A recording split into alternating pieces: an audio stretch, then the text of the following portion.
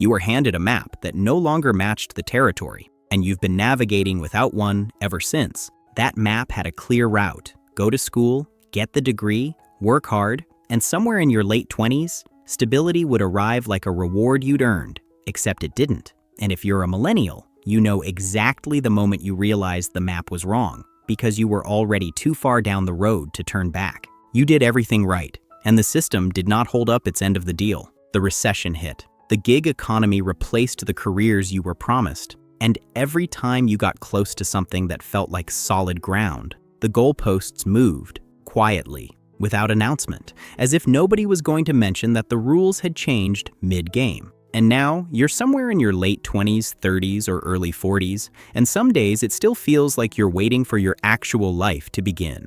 You watch your parents talk about buying a house at 24, and you feel something complicated, not quite resentment, not quite shame, something in between that doesn't have a clean name. That's not laziness. That's not entitlement. That's something psychologically specific. And that's exactly what we're getting into today. If you've seen the psychology of Zennials or the psychology of Gen X videos on this channel, you already know how different generational identity pressure looks, depending on when you arrived into adulthood. Gen X was shaped by radical self-reliance. Zennials straddled analog and digital identity in a way that gave them a kind of adaptive flexibility most people don't talk about enough. But millennials? Millennials got something neither of those generations fully experienced. You got raised on a promise, a very specific, loudly repeated promise that education plus effort equals security. And then you watched that promise dissolve in real time, right at the moment you'd invested the most in it.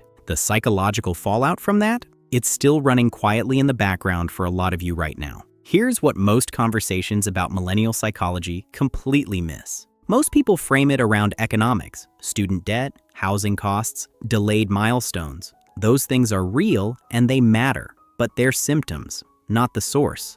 The source is something researchers in developmental psychology call arrested identity consolidation. In Erickson's framework, identity consolidation, the point where a person forms a stable, coherent sense of self, is supposed to happen in early adulthood. But for millennials, the external scaffolding that normally supports that process kept collapsing beneath them. Economic instability meant career identity kept shifting before it could solidify. Social media introduced what psychologist Sherry Turkle called performance-based selfhood, where your identity became something you managed publicly rather than something you actually inhabited privately. The result was a generation that developed what psychologists measure as an external locus of control bias at a population level, meaning, deep down, many millennials don't fully believe that their effort is the primary thing driving their outcomes, because for a significant chunk of their formative years, it genuinely wasn't. And that belief, even when it's running completely outside conscious awareness, quietly reshapes how you approach risk,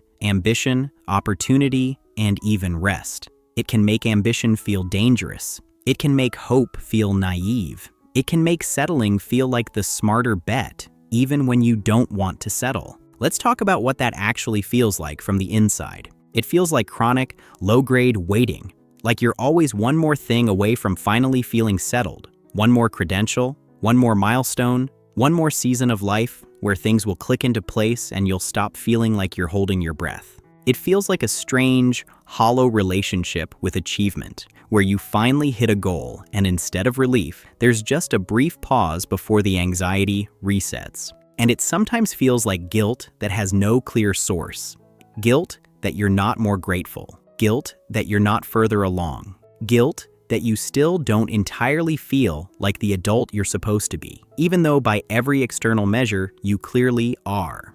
Here's what you need to hear. That guilt isn't evidence of a character flaw. It's the residue of growing up inside a system that kept moving the finish line and then blamed you for not reaching it. There's another layer here that rarely gets discussed with any real psychological precision. Millennials were the first generation to construct a public identity online before they had a fully formed private one. You were on MySpace, Tumblr, early Facebook, and the first wave of Instagram, or crafting AIM status messages and live journal entries that felt more honest than anything you'd say out loud. Either way, you were presenting a version of yourself to the world at the exact developmental stage when you were still figuring out who you actually were. That's not a trivial detail. Research on self-concept clarity, the measured stability and consistency of your internal sense of self, shows that people who spent high amounts of time in public identity performance during adolescence and early adulthood report measurably lower self-concept clarity in their 30s than those who didn't.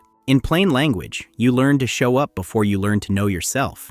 And now you live with a quiet but persistent sense that the version of you people see isn't the complete picture. Not because you're performing, but because the public scaffolding went up before the private foundation was finished. And here's where it gets even more specific.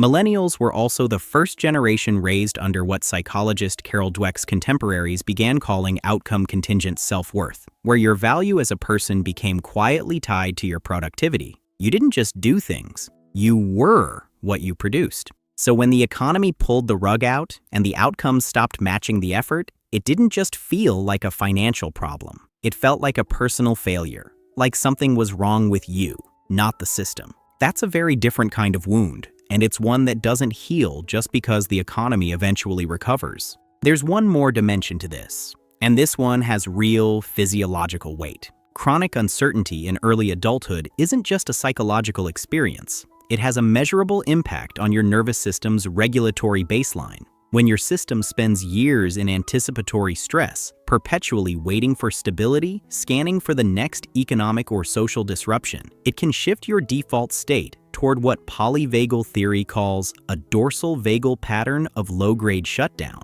This shows up as fatigue that proper sleep doesn't fix, difficulty generating genuine excitement about the future, a kind of emotional flatness that arrives after absorbing years of collective upheaval. A global financial crisis, a pandemic, near constant political instability, all before you turned 40.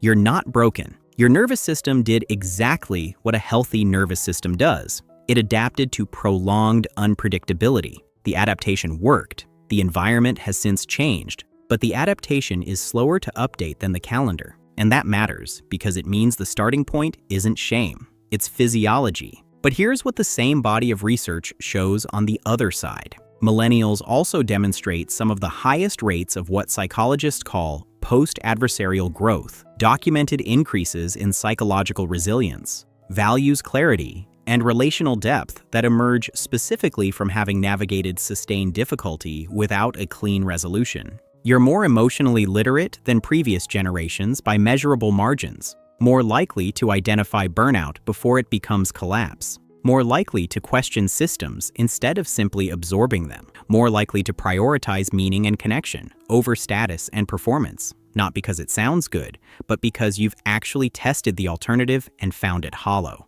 Those aren't soft observations. They're documented attitudinal shifts tracked across longitudinal cohort studies. The generation that got handed the hardest version of early adulthood quietly became one of the most psychologically self-aware cohorts in recent history. So if you're a millennial watching this and you've spent years quietly carrying that weight of feeling behind, or not enough, or still in progress, I want you to hold this. You're not behind. You were just given a harder course.